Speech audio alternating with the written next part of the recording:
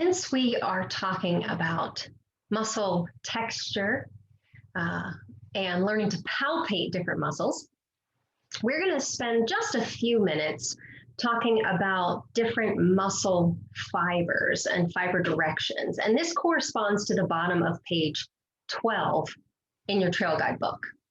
So this isn't a long lesson. This is actually quite short, but what I wanted to do is just kind of give you an idea of how muscle fibers are arranged within the body.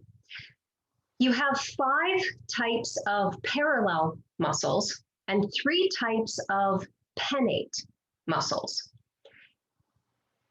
Muscle bellies have different shapes, different designs, and their shape and their design determines what their actions are going to be.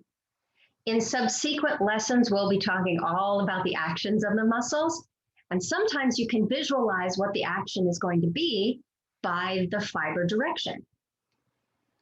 So this muscle right here, for example, is a flat muscle. This is one of the 5 types of parallel muscles. And this muscle is frontalis, and it's right here. Frontalis sits here and here. It covers your forehead, and it lifts your eyebrows. See that again? Yeah.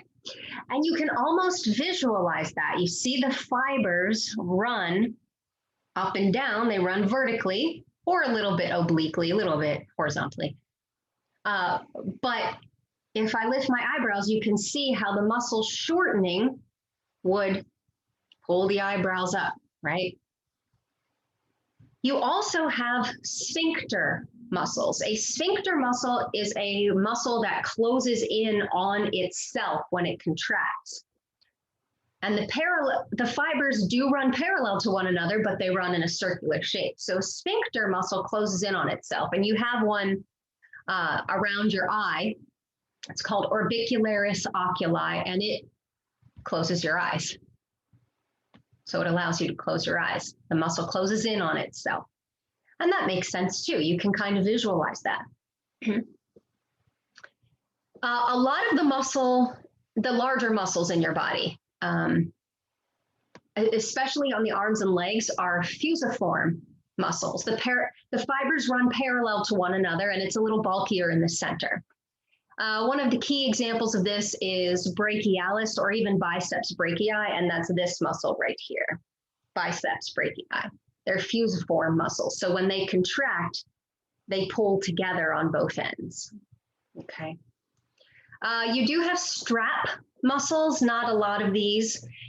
Sartorius in the thigh is one of them. It's just a long, skinny muscle. But again, the fibers run parallel, so they're next to one another. So the contraction is going to pull both ends together. You also have triangular muscles. You have these in different areas, the largest of which is trapezius. Trapezius is, well, this is only half of trapezius. The other half is over here, and it would make a trapezoid shape all together, or a kite shape, hence the term trapezius. But it's a triangular muscle, and you can see that the fibers are arranged parallel to one another, but they go in different directions. So these fibers run this way, these fibers run this way, but they're still situated next to one another like that. Okay. There are 3 types of pennate muscles. A pennate muscle just has shorter fibers that run at different angles to the tendon.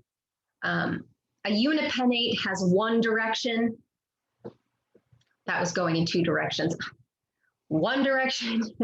There we go. That's unipennate, uni meaning one. We know that, right? And a muscle called tibialis posterior looks like this, unipennate. Bipennate, this is what I was doing here. Bipennate fibers run in 2 different directions, and the lumbricals of the hands, they're in here, are bipennates. Multipennate, which we have a couple of these, have fibers that run in multiple directions from the tendon. And deltoid is a really great example of a multipennate muscle, and that's this one right here. It's the muscle that caps your shoulder here. It's It's right there. It can do all kinds of things because the fibers run in different directions. This one, you can actually sort of feel the fiber directions and the fact that it has multiple fibers. If you work from the back, which is right about here, work across those fibers, kind of feel them as you go all the way to the front here. You'll most likely feel different sections of the multipennate fibers. Typically, you don't just feel one thing here. It feels like several muscles, and that's really what the multipennate feels like. Since we were talking about exploring textural differences, these fibers feel different. So frontalis, which is a flat muscle, if you put your fingers right here, you almost can't even feel the muscle itself, but you can feel it working if you raise your eyebrows, to a multipennate muscle, which you can really feel the different fibers in there. Okay.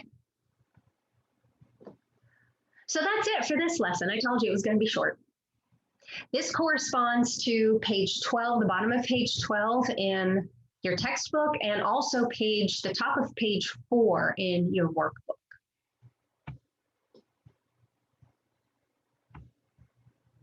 All right, I'll see you soon.